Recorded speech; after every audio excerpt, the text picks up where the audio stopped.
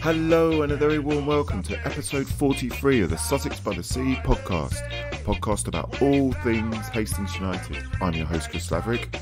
Well, it's been a week, hasn't it? None of us would have thought that the great man had been gone this soon, but he has. To talk Aggie's departure and the excellent potential of one of our own, Andrew Brown's future, we have CEO Billy Wood to fill you in.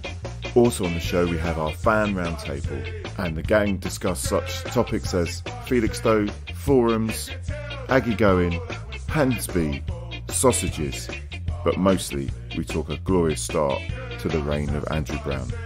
Enjoy, Hastings fans. And now over to Hastings CEO Billy Wood.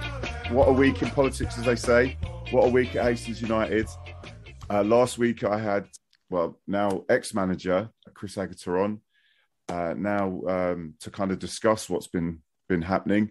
I've got very kindly Billy Wood, CEO of Hastings United. Just I suppose, where do we kick it off? What's the sort of chronology of events, Billy? What led to this decision? I think we should go back a little bit. I think it's good that I say exactly what I said in the room to the supporters last night at the game.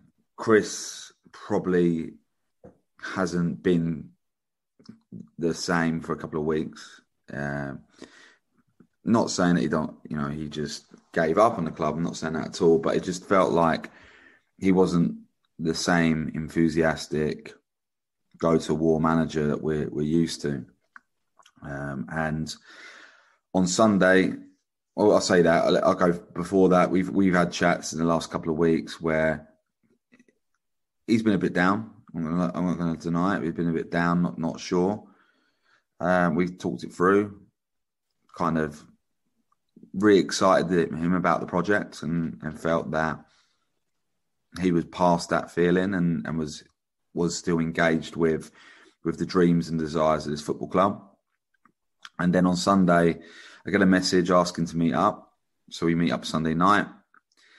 And Chris advises myself that he can't go over the feelings he feels, doesn't want to be at Hastings and wants a new challenge, and doesn't see the level or what the club wants to do for himself as a challenge anymore.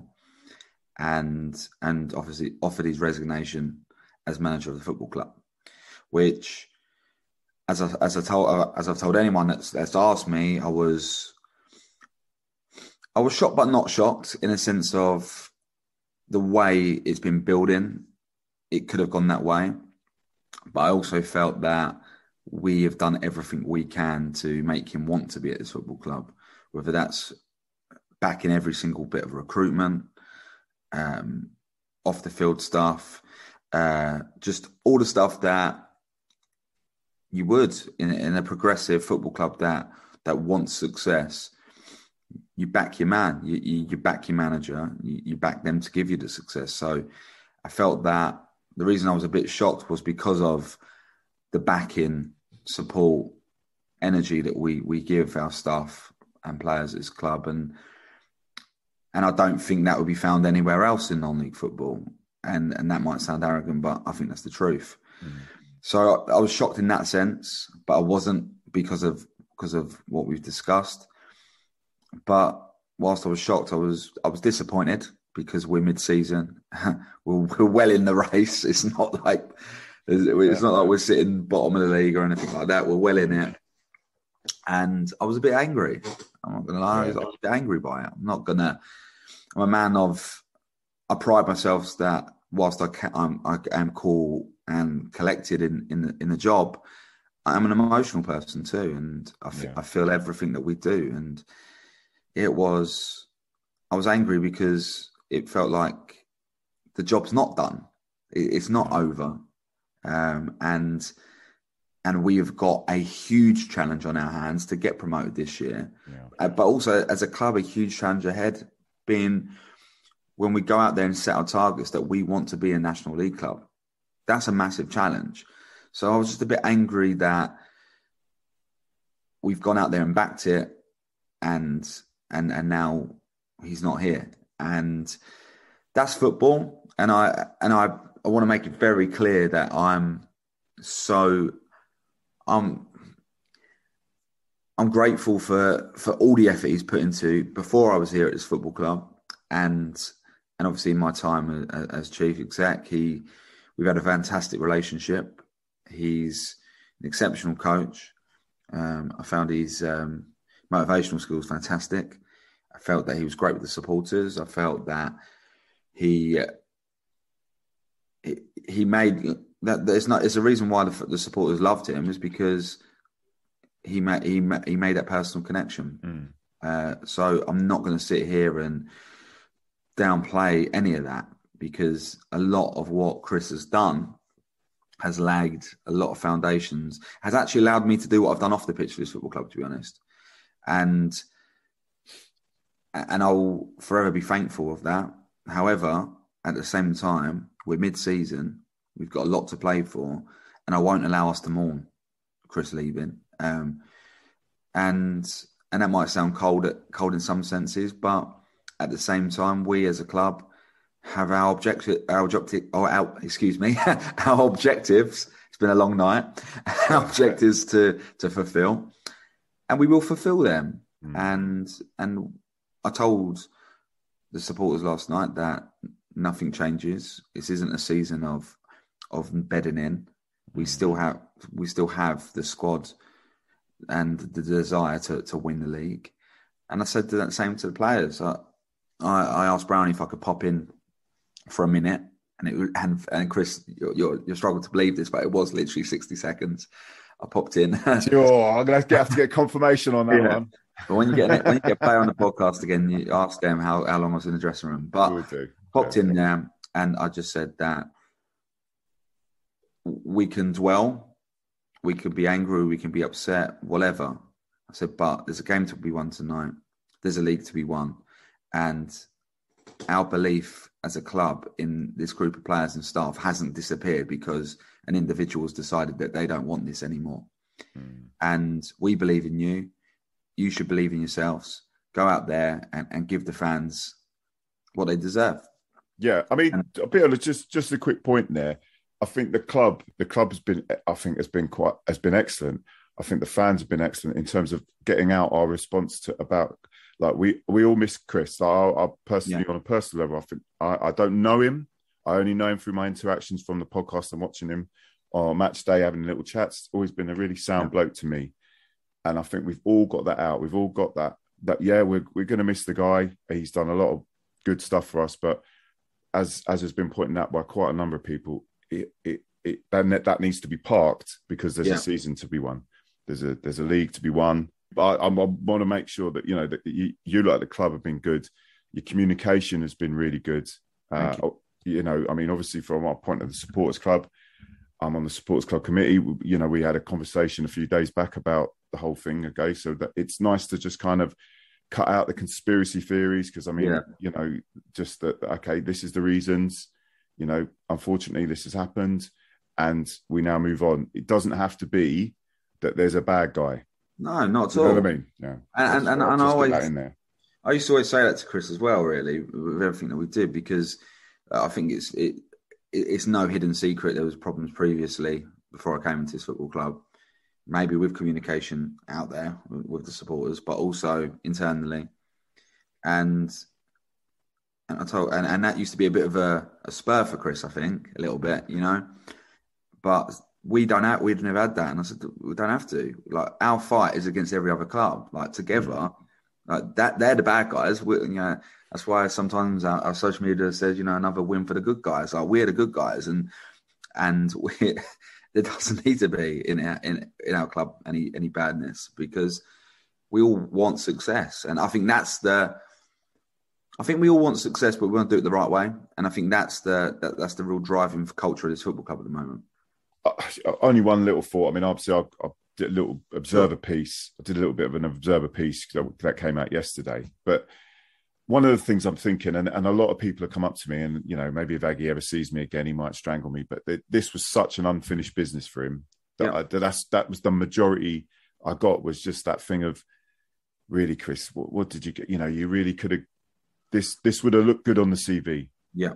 I mean, in terms of Chris, I know he was obviously he is contracted, so he isn't walking in anywhere else tomorrow, is he? No. But I would, regardless of the contract, I look Chris in the eyes and asked him straight, and I'm going to take the man for the word, you know, and I've got to, because for me, a word is bigger than a contract. People say, it's football, there's a lot of behind and a lot of things that go on behind the scenes, but working with Chris every single day, which is the nature of our club, as it is with the academy and everything else that's going on, with the nature of things, I felt like I could look him in the eye and he would be honest to me, and I would always be honest to him. So I don't believe he has anything lined up. He won't be going anywhere short term anyway. And I agree with you, Chris. He walked out at the wrong time, and I can't really. I can understand why, but I can't understand why. I've said that a lot, which is really a nonchalant, really response. But I think with Chris, the challenge was here, and I just wish him all the best. And I'm sure he's probably thinking, have I done the right thing? And that's natural, but unfortunately, it's done now, and I always hold him dearly. I hope he sees me not just as the old chairman, but as a friend, someone who would always support him, and that will continue. But on a professional and also a personal, because this club is personal to me. I'm sure everyone knows that. But we will do everything we can for success, and we are in the right place to do that.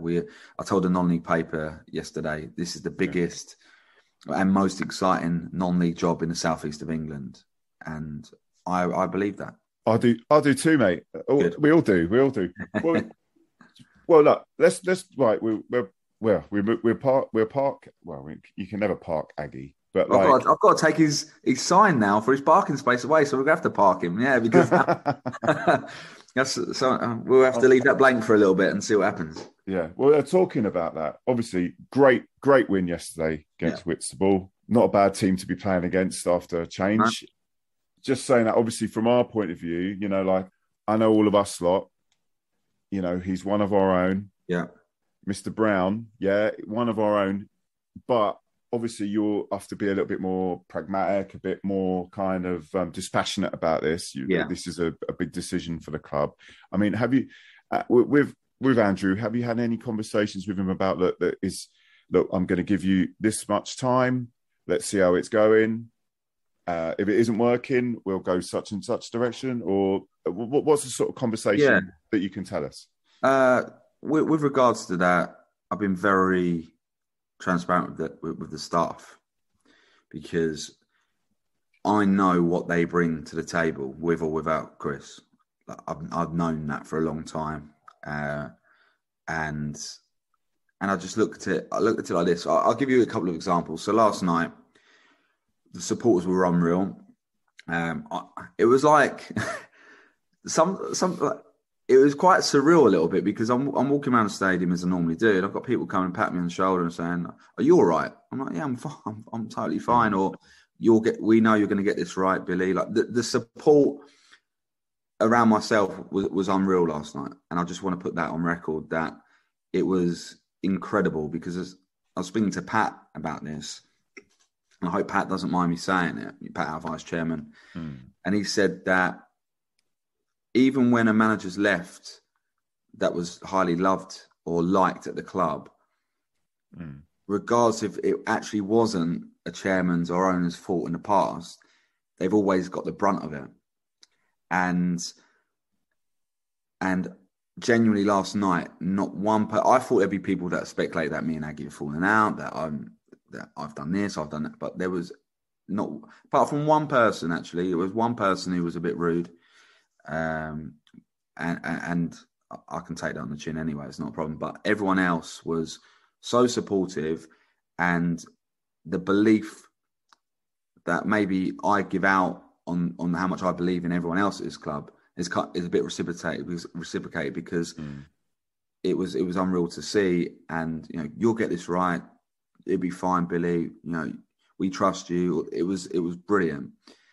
The one comment was a bit rude. Someone just kind of shouting at me that this is the club's loss, rah rah rah. And I was like, well, hold on a minute. Club's done everything you can to keep this together. In fact, I believe this job is anyone's loss if they leave it, in my opinion.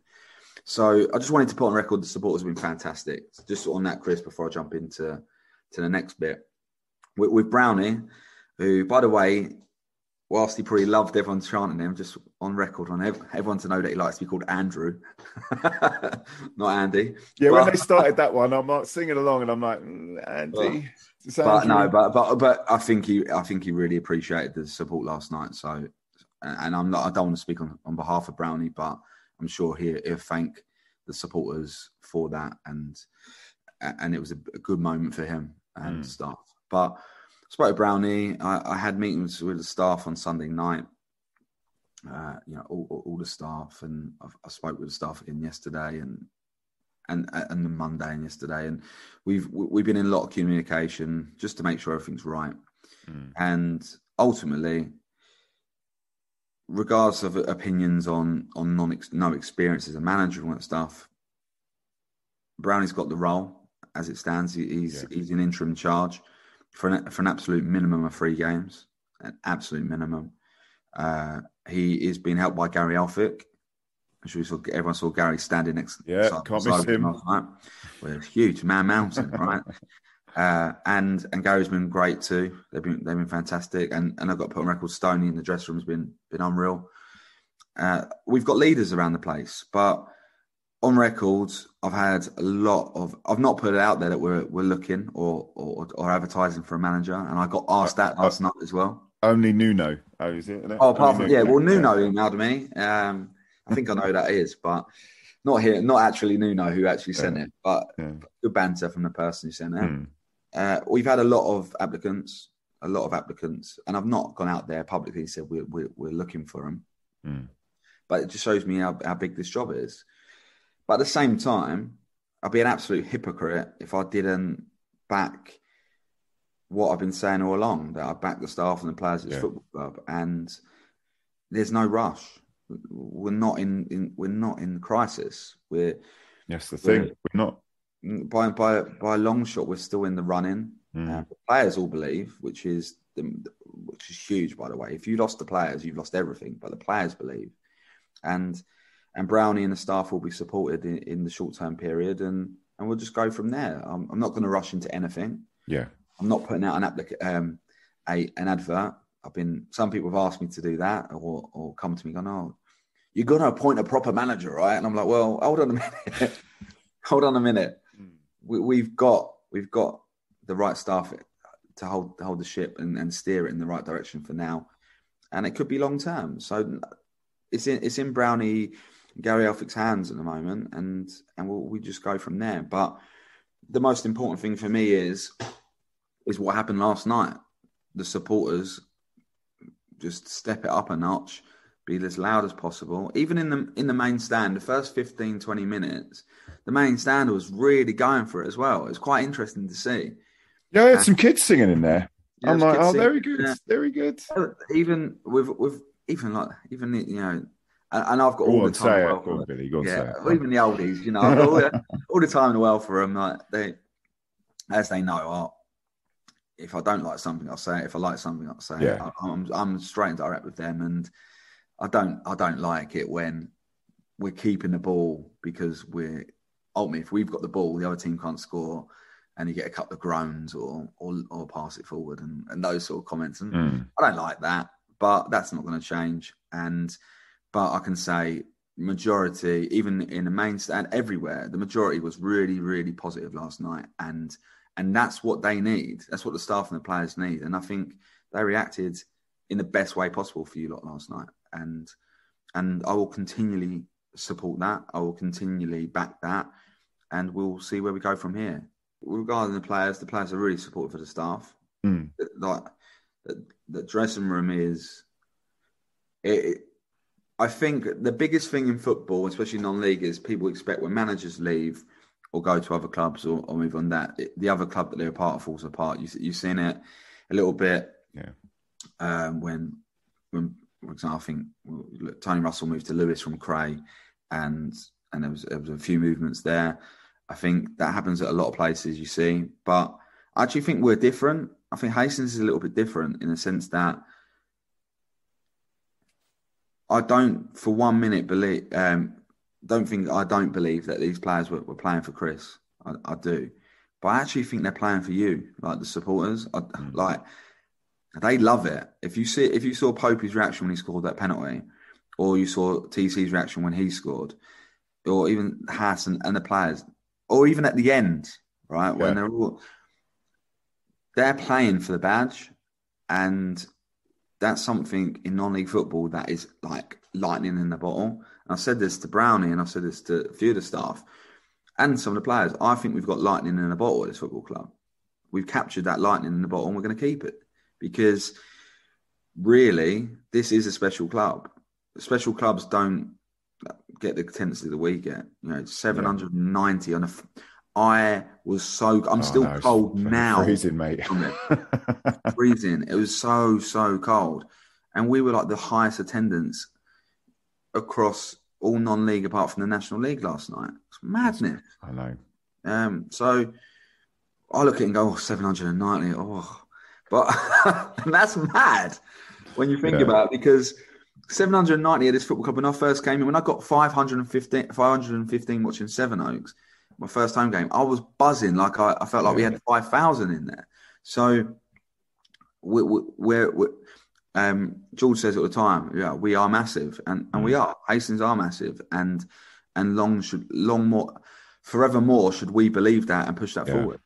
No, 100%, Billy. Billy, thank you very much for your time. Cheers, mate. We'll see you at Corinthians. You will, and no doubt we'll be looking for 3 points again. That's what we like to hear. Come on, you use. Yeah. No, take care, Billy. Thanks for your time. Chris, I appreciate it. The Hastings United Independent Supporters Club is inviting members and fans to this fan forum to share our views on all issues relating to the HUISC and HUFC. What are we doing right? What are we doing wrong? What could we be doing better? What could we do more of? We want to know what you think. We'll be laying on bar snacks and the bar will be open. We also have a special guest or two, and confirmed is Billy Wood. We want to make the experience of being a Hughes fan even better. Please come along. November 11th, 7 p.m, Pilot Bar.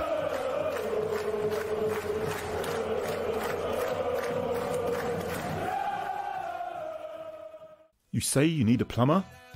You also want them to be members of the finest team in Sussex, if not the world? Well, it's not a monster, it's G&S Mechanical Services for all your plumbing needs, covering all the South East, even Whitehawk. Give that man Gary Elphick a call on 07793 125 571. That's 07793 125 571. You won't be sorry.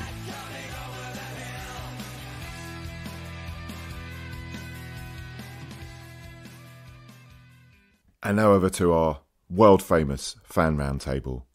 A massive thanks to Robbie, George, Ian, Leon, Smithy, Flat White Andy, Johnny Wills for making it happen.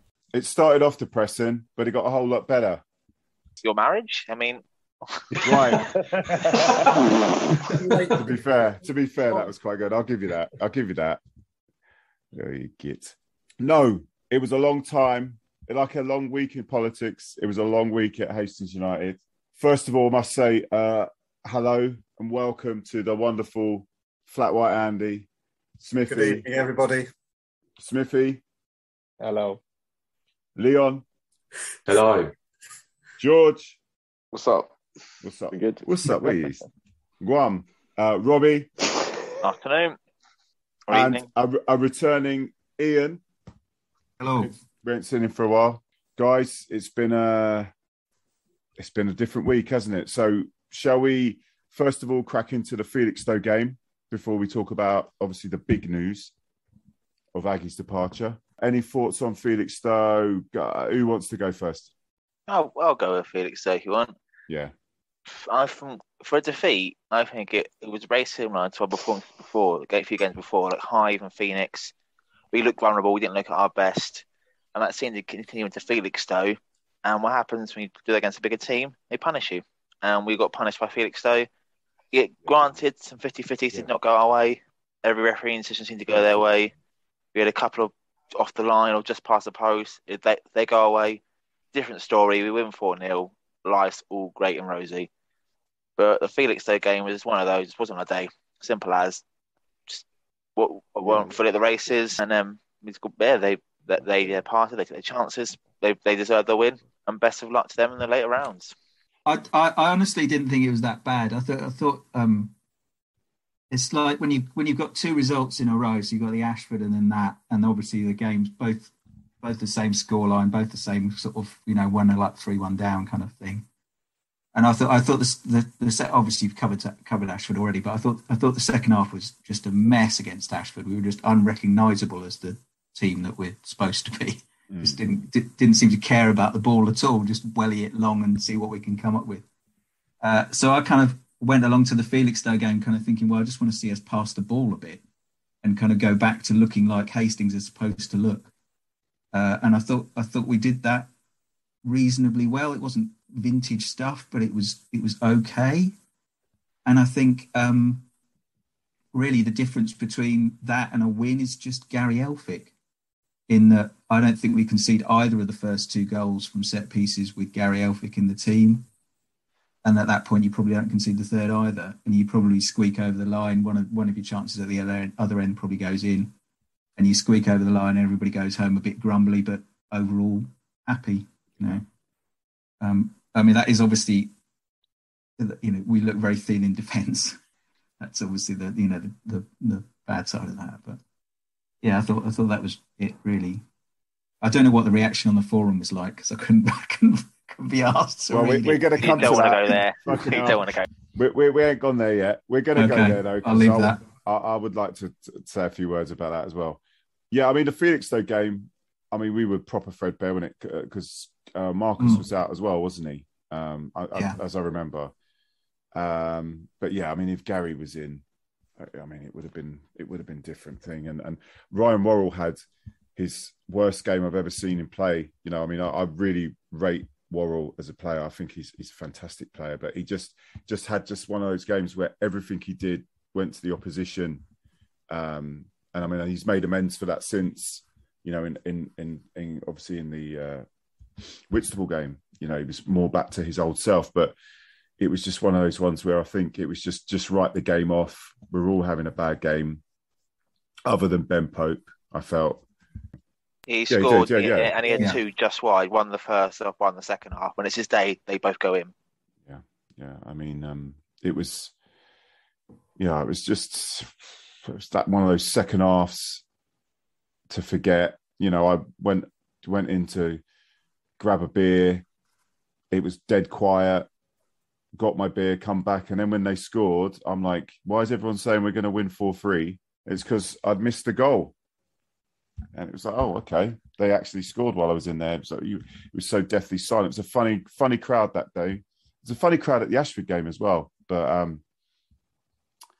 any other thoughts from Andy? Anyone else? I think the crowd might reflect the fact the way that we play against teams like that who lock us down a bit, and so you instantly feel the pressure against teams like that. So it makes you nervous, doesn't it? Felixstowe weren't as good as Ashford, but they weren't dissimilar in that they were functional, they were organised, they stopped us doing stuff, and we stopped doing stuff because they stopped us doing it, and it just became a vicious cycle, really. And the draining of the confidence was the worst thing about Saturday for me, was just feeling the confidence drain out the team as much as the ability, because it is true. I mean, the Ollie Black header hit the post, didn't it? Skim the post. Yeah.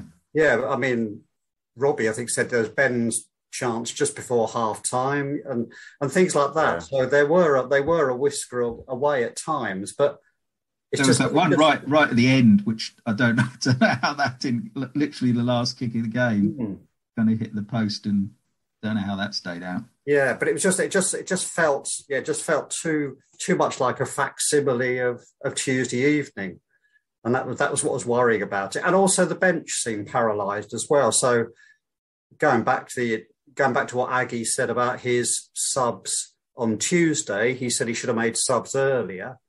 The bench seemed a bit paralysed and lost, and that as well. And that was a worrying thing for me as much as the performance, which was interesting in light of what unfolded.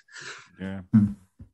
Just quickly, I commend the use of facsimile on the podcast. Yeah. It's the first time facsimile has been used. Stop upping the culture. We're a lowbrow podcast here. Hang on, we haven't let Leon speak. Yeah, he's highbrow. Leon. Highbrow, wow. I wasn't there Saturday, so I can't really. Oh, well. No. Remember, I'm a part-time fan. No, you're not at all, Leon. Well, you, Georgie. Is he there? Georgie. Dark. Well, last we saw his missus turned up, so here he is. Come on, Georgie. Am I there? Am I there? Are we on? I don't want to know what's going on right now, George. Look, we're on a podcast. Oh, I'm on. I'm here. Oh, hello? I don't know. I feel like Kev right now. Can you hear me? Can you just tell her to leave the room? Yeah, come on. I'm here. Hello. George, Felixstowe. Better performance, same result, wasn't it? That was it, really. We looked like we were passing better. They brought their absolute A game. If I was one of their fans, I'd be like, that's the perfect away performance. So, yeah, good out for those. Their fans are really nice. As Rob was saying, old school, old non-league fans, and they were really nice. So it's good to wish them well after the game. One of those, not the club's priority, even though it would have been nice to have a cup run. It's just, that's it, and it's one of those, just a perfect away performance from them, really. The other teams are allowed to play well too. That's it. Well, yeah, everyone else has said everything brilliant, haven't they? So you weren't even bloody listening properly. What were you Yes, I was. Yes, I was. Yeah, and the podcast is, there's a big word was used and something about lowbrow. Yeah, I was listening the whole time. Unbelievable. Now, a little comment on the Felixstowe fans. I was told over 100 were coming. I don't think 100 were there. I think maybe that could be possible Billy Wood numbers there. But 40 or 50, wasn't it? 40 or 50, yeah. But they were a nice bunch, honestly. Yeah. And it was genuine fans as well. So no one can knock them for a little bit of success coming here, getting a result. Right then, anyone else want to make a comment on Felixstowe? Smithy, make a comment on Felixstowe. Quality first half, poor second half. TC was really good first half, but that's about it really. Yeah, everyone said everything else. We move on. Yeah, he was unplayable for it was a good 20 minutes, wasn't it? He was absolutely destroying that right back, left back. Was it? Oh yeah, left back. Sorry, getting the wrong way around. Well, they changed. They doubled up on him, didn't they? And also one interesting thing. Their number 7 got injured and went off. The young looking number 16 who came on was brilliant. Oh, yeah. He stopped Chalmers playing, and he was really good. That was a disaster, that number 7 getting injured, because the bloke who came and replaced him was Mustard, and that didn't half make a difference. He stopped Chalmers playing. Yeah, you're right about that. And there were kind of 2 quite lengthy stoppages as well, weren't there, which really stopped our flow completely. The momentum. Yeah. So things when things go wrong, they go wrong. Yeah, that's true. Right. So let's crack in. Is there who wants to have a little chat about?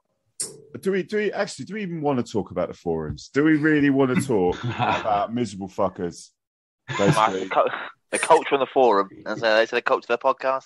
The culture of the forum. And I asked on the forums. I would very pleasantly, please come on. I'd love you to come on and let's have a discussion. Let's talk about some of the things that were said. I think a few of the people, literally 99% of the people that are on that forum may have different opinions from myself or anyone else. Yeah, maybe, but are reasonable. There's a few on there that are just, to me, and I'm happy to have a conversation with them, have had a clear agenda that is just ridiculous. I mean, Also, I feel like we need to understand at the same time that it has no bearing, which is a shame. Like, we should have a forum that's active that has a bearing on perhaps things that the club do, because it should be respected enough to be taken on board. But when it's like that, it's got to the point where nothing on that forum that's said in any way is going to have any effect at all at the club. So nothing good can come from those. Because it's so negative, it's lost all its impact. Where if it was a lively forum that had positive and negative debate and there were genuine ideas going around, and obviously those people, most of the people on the forum care about the football club and have their own opinions, but because of perhaps one or two who seem to dominate on there, who have such a negative agenda, the whole impact of the forum and it's been lost. And a lot of sort of sound-minded people who would go on there to talk positively and negatively about what's happening at the club don't bother anymore because it's just not worth it. So it's kind of. I think that's. I mean, certainly speaking for myself. I mean, I don't know how sound-minded I am, but you know, I would have gone on and had a discussion about that the Felixstowe game, just because as I said, I didn't think it was that bad. But you just know that you're going to get in a row with somebody, and I just haven't got the time or the energy to do that. You know, social media. I think if you used to go on the forum and go through each topic, like each game, whatever, like the games we've lost will have so many more replies to like the games where we've won. And I don't know, it's just weird. It's like they're lining up to just, but you know, like they pointed out, they pay their money, don't they? So they're entitled to absolutely their opinion. But like you say, it's just one or two individuals in particular. It personally do my head in, and that's why I just go on there to do the predicted score, and you're not doing too bad off of it. Yeah, I've done all right the last few weeks, haven't I? Yeah, flicked that somehow. Yeah, I reckon money's changing hands there, Leon. But yeah, I mean, obviously, you know, I did ask him to come on because you know it's good to have some debate. Like, to be honest, I mean, I think like the other forums we have, there isn't really any debate. It's just a copy and paste brigade. So, you know, anywhere where there's a bit of discussion, but unfortunately it does go into that sort of hyper negative when there's a defeat or a bad result. That's when, you know, we don't really talk up the wins. But I mean, actually, as you pointed out, George, today, wasn't it today? There was like 3 free comments on our win. And it's like, and also there's quite a lot to talk about. It wasn't just a win, was it? There was quite a lot to discuss about last night, transparency from the club, Old Hostonian as manager, Young, loads of things to talk about, and nothing on there. No. Anyway, yeah. I must say, as someone who I don't miss not having anything to do with it at all. I don't see. It just doesn't seem useful to me. All it does is make you angry. Yeah, quite. And upset. I mean, so that's why I don't even bother. I don't even have a Facebook account. But that's really purely because it's just miserable. Yeah. To be fair, it's the same. Every football club has the same forum with, I think, actually the same people on it. I think they spend all day going around every football club and going on their forums because it seems to be the same people. Chris B is on every forum in the country. Wow. He's got a franchise system going. And then in every town. Could he be a Russian bot? Well, you go on the AC, you go on the Borussia Dortmund forum, and it's Hans B. Like it's the same guy. But no, and actually, as I've got one of the quotes from the forum as a T-shirt. And go on. And what it's like, paraphrase it, it's like 95% of any forum is moaning, and it wouldn't be a thing unless that was on there. So you should just respect that. So I've got something like that on a T-shirt. That kind of sums up the forum. So it's fine. It is there. It won't go away. I think this is probably, he could probably outthink the average forum. No, the average person on the forum, is all right. I think it's just 2 or 3 people who just post there all the time that just ruin it. I think quite a lot of the people who post on the forum are all right. But it's just a few that spoil it, and that's why it's lost its impact. But as you say, those people are at every club. Yeah. Maybe not the same people. They are at every club. Every club's got the people who, as soon as there's a defeat, want to pick everything apart. And to be fair, it's not a Hastings thing. It's a general thing. Not every club has you lot banging on behind the goal, being not to blow smoke up your asses, but it's true. You provide a lot of positivity in the ground to counter that negativity. Our moaners used to be on the board as well. Don't forget. So people who would slag managers off straight away after a defeat, they used to be sat in the director's box. So at least they're not there now. So controversial. Yeah. Although let's be honest, Aggie did say he threw the lighter at Billy Wood, and then he was gone. Just that's what it was. I'm just saying. Right. Talking of Aggie, obviously the announcement happened. It was a shock to all of us, really. I wish Wills was here, because we did speak after the round table last week when Aggie was on, and I did say that Aggie didn't seem right. But I mean, who's got their thoughts about such a great man? He's done lots of good things at this club. Just packing it in. Yeah, just want to wish him well, first and foremost. Hope he's all right. Must have had a lot of emotions like last night when the game was going on. So, it's a shame. We've been saying over the last few days, it's more than like just a manager going. Like if you're a manager at a football league club or another non-league club who you don't really know, you see from about 100 yards every week, and they go and there's just a different person in the dugout. It's a bit different at Hastings because everyone's so close to the team. And Aggie was really sort of approachable. You could speak to him all the time. And you could see his passion for the team and the club, and so involved in the youth side of it as well. Known by the parents of the kids who play in the youth sides as well. So he's a sort of a big part of the club, a big sort of part of the family. So that's, I think, why it felt so raw. And all the talk of the unfinished business and the big project and everyone being together for this season to do what we 2 years ago and all that.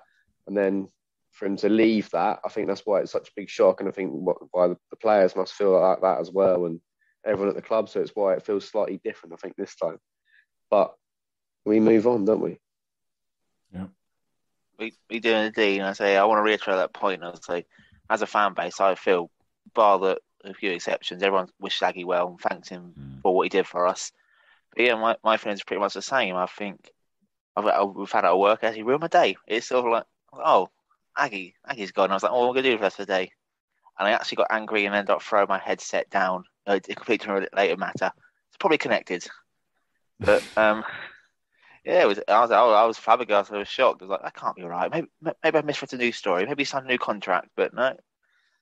Yeah, he's gone. I was absolutely shocked. But we have a lot of happy memories from Aggie's time with us. Absolutely. So, and he started this. He did what he felt it was right for him to finish it. So that's his decision. But yeah, we wish him well and we move on.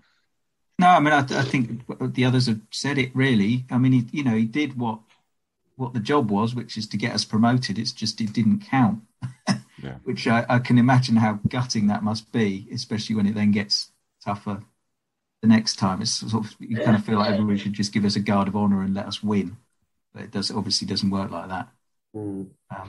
So yeah, you just I completely respect the decision. If his heart's not in it, then absolutely he's right to kind of seek new challenges or whatever. But you just kind of wish he'd had that moment where he could have basked in the glory of actually achieving it, because he did all the work. Yeah, he certainly did.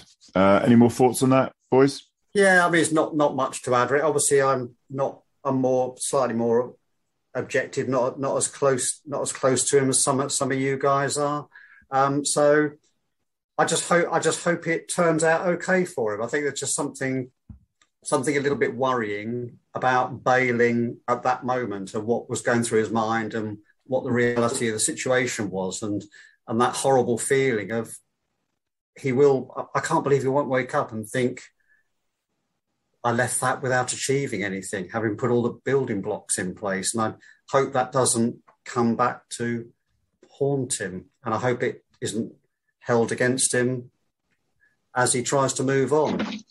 That because managers are normally move on because they're poached or they're sacked, and this is an odd one. So for me, I'm sort of still reserving judgment a little bit, I must admit, as to how it pans out and to whether we hear more. Smithy? It's all been said. Top man, but just a bit confusing at the timing. I think that's it. Yeah.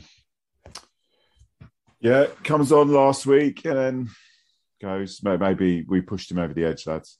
Well, or did he do it because he knew he was going? That was another sort of, did he do it? Did he come on because he wanted to do one before he... To be fair, when I speak to Laverick, I often think about just leaving. Get out of it. Right. But, hallelujah, we're Brown's boys now, right? Mr. Brown's boys. And it's Andrew Brown. Yeah, I've got from a high authority that he don't like being called Andy. So no more Andy Brown. Does that put that with flat white Andy, does he? Yeah, so if it's just Andy, that's a result. Yeah, so it's Andrew Brown's Claret and White Army, yeah? Right, great result. Whitstable, probably one of the best teams we could have played considering all of the chaos we had,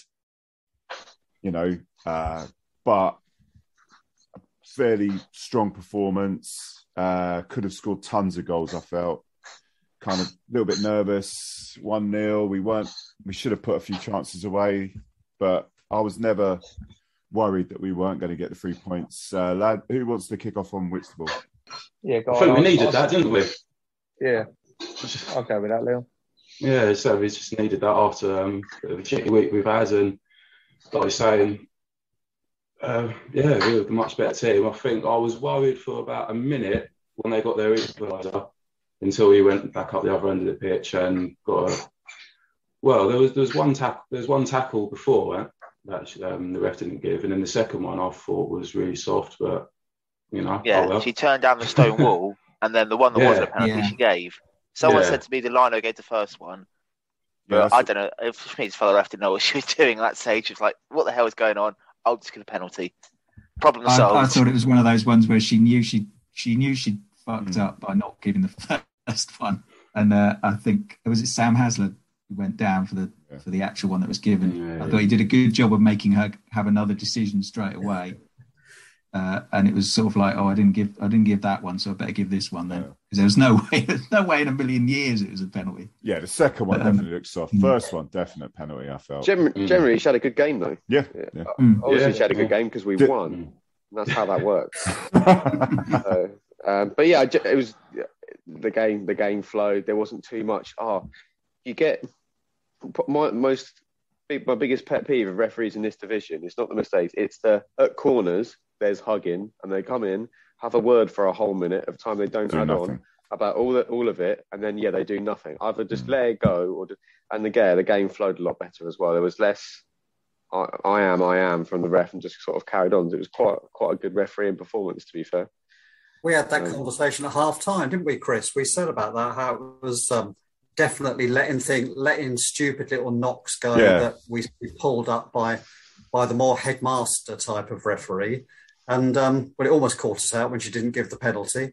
But it was, I noticed that as well, George. The game definitely flowed better in the first half, particularly. It really noticed. And that will always suit us, even if it means we miss out on a cup, because obviously we're going to be the ones attacking most of the time and looking for penalties. I think it will suit us more to have a ref that will let the game flow and get us into our rhythm, even if that means we miss out on a couple of free kicks or a couple of penalties over the season. And we get a better game of football to watch, and more people will come back. People aren't there to watch the ref. They're there to watch our very good football team. So, it's good. Right, well said, George. Well said, George. Nice, man. What do we think of Ollie in centre half? I mean, I felt that went really well. I thought... You talked about Ryan Worrell earlier having bad games. I mean, essentially, he'd been trapped at centre back, hadn't he? And I thought there were two sides of the Ollie Black thing. One, it was great to see Andrew make his own decisions, and change things around and put a 3 in there, or that's what it looked like from where I was looking, and putting Ollie in the middle, he just suddenly looked so much more comfortable on the ball. The ball wasn't like a grenade anymore, and he actually played quite a few good passes, including the absolute belter of a long pass that they scored the first goal from. I thought I was really pleased with that. Like I said, pleased for Ollie because he looked so solid attacking the ball and with the ball at his feet. It freed up Ryan Worrell to play alongside Dixon, and it showed Andrew Brown making his own decisions. I thought there's a lot of positives there. That was one of the best things about the whole evening for me. Any other thoughts? I mean, he's done well there in the past, and I thought he did well again. But I mean, it comes back to the injuries thing, doesn't it? You can do that because you've got Goldsmith back in the team, so you've got a bit more shuffling around that you can do. Yeah. Yeah, for me, I think the best player last night was unity. I felt every single player wanted to be on that pitch last night. They were everyone giving 100% for each other. I think like Sammy Adams in particular was a man possessed. It's one of the best ones I've seen him in a while because he was right back and forth, winning every tackle, up for it, getting energy out of nowhere. You could see every goal celebration, it meant something to the players, and see that unity was absolutely fantastic. And any sort of lingering doubts had gone because I have full faith the players commit to the job. They're going to work to each other the rest of the season. Get that promotion bus ready. Did clear the air, didn't it? It was nice. Just Gary Elphick alongside Andrew on the touchline as well. Just had a good feel about it. Had a good vibe. I mean, it was interesting. I sit in the main stand for my sins, and the vibe there was positive, and people, could see what was going on. It was, definitely. It really lifted the mood. I think, the penalty that we scored straight after their equaliser was an absolute bloody godsend because it stopped everything going into that 1 minute of tension that Leon referred to turning into 10 minutes of tension. But that aside, it was just so nice to see them looking comfortable and positive. Yeah, no, I said before the game, you'll tell a lot, whether we win or whether we draw or lose yesterday, you'll tell a lot by the players, by their attitude, and they come out and they wanted it. And that was the biggest, within the first minute, you knew right now that the players want to carry on. The players want to be at this club. We're going to be all right. Yeah, chatting to a couple of players after the game and that, and they just all look really fired up. They look fired up, even eating after the game. Like, it was unbelievable. Like, the mentality is unbelievable. Like, just chatting to Jack's always very passionate, about playing for Hastings. They just saying how together the team is. Obviously, the fan base is all together, so the team is definitely all together. Like Ken, Sam, there's a great core of players there, and they all care about playing for Hastings. So I think that's the thing a lot of us are worried about, is that when the manager goes, that all the players will sort of either leave or not be as bothered now. I think that's not the case at all. They are well up for it. That was a worry of mine. Like, when I heard the news, like listening to the podcast before, and Chris has interviewed a few players, and a lot of them have said like they've joined Hastings because Aggie sold the club to him. So you think, some of these players loyal to Aggie, are they going to want to move on now? But it's good to hear that they're so still so passionate about playing. Yeah, I mean, we're not even in that bad a situation. This is what it's. Well, this is also crazy, like if we win all our games, I think we're like a point off the top. Is it a point or two? Yeah. And it's just like it felt like when this happened, like we were in like this some mad. I suppose it was just in my head, like some mad like meltdown. When really, it's not, and it's just I think when you wake up and realise that the Felixstowe game, even though it's a shame to be out of the FA Trophy, it still is at the FA Trophy. Therefore, 3 points didn't go west. Cray were playing Ashford that day, I think, weren't they? So somebody had to lose. Yeah. And it all comes out in the wash, doesn't it? Any more thoughts on a wonderful win? I was impressed with some of the Whitstable players' athleticism. their numbers at their number. Oh, number 9. Lovely, Number 9, lovely yeah. set of love handles on him. He gives hope to all of us. I think he's all our hero. And I think we all could kick better than their keeper. Talking of as love well. handles, Johnny Wells is coming in now. Go on, carry on. Sorry, Leon. I was saying, I think we all could kick better than their keeper. Some of his kicking was a bit wayward. Yeah, what was that about? He was wearing a pair of sand wedges, wasn't he? Can't kick it, he can't punch. Wait, John Wills is Hello. here. Yeah, John, hello. how are you? What's We're it like talking playing love number 9 handles. for Whitstable, John? What's it like playing number 9 for Whitstable? Who, me? Yeah. Yeah, you. Yeah, Great showing last night. Playing left back for part of the game, weren't you? Yeah. Well done. No, John Wills, great that you can make it. I know you've got lots of things going on. Yeah. We're actually on the Whitstable game now. Your thoughts of the game? You probably said it all, haven't you? I think, it's very spirited. Sammy was brilliant, wasn't he? Real motivation. But I think they didn't need it. I think they looked up for it, didn't they? 4-1 was about right, wasn't it? We were a bit worried when the equaliser went in, and you thought, oh no, is that going to get to them? But no, I think we were in control enough of the game. And how many was there? 1,500, wasn't it? Stop it. Not according to the tax office. We're going to have to get Billy Wood and Abacus. Yes. But chatting with Billy Wood this morning for the podcast, he's to talk about Mr. Andrew Brown. That's why I know he doesn't like being called Andy. And he's very positive about Andrew Brown and staying here, and he wants that to work. He wants that story to work. So that's all good stuff. We want to hear that. We want to hear that sort of thing. So, chaps, anything else to talk about? I mean, Wills, you've just come in late here. We're finishing up. Anything you want to say, mate? Or not? You're just frozen. No, just sorry, I couldn't make it earlier. I just wonder what I've missed, but then that's even more reason to listen to the podcast, isn't it? It was What an electric. accent there. Clip that, Chris. I came in late just so I could listen to it. Jay Wills. Yeah. People are thinking I died because I'm often called the late John Wills. Well, there boom. was talk of Dicko, Willsy. Georgie was talking with him after the game. Oh, really? Yeah. Yeah, I know you like Dicko. Yeah, that was good for taking up that chant about he's got the best tackle in the league. It's got to happen, isn't it?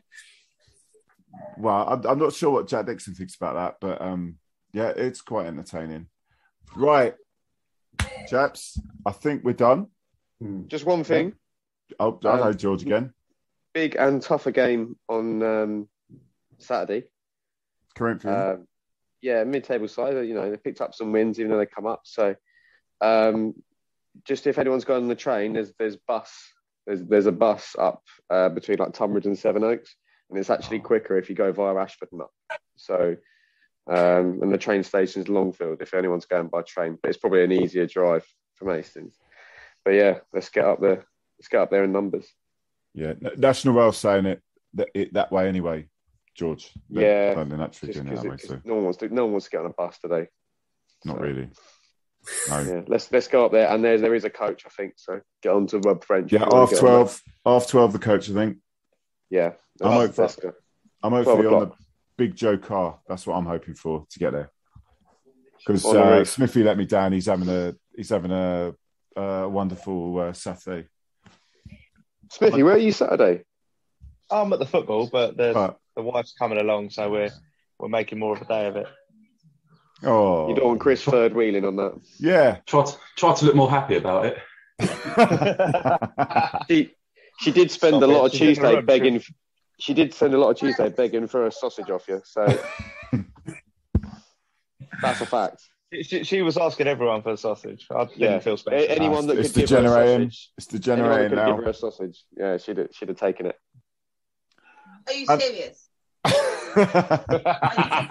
How long did you wait for that sausage from Are Adam? you serious?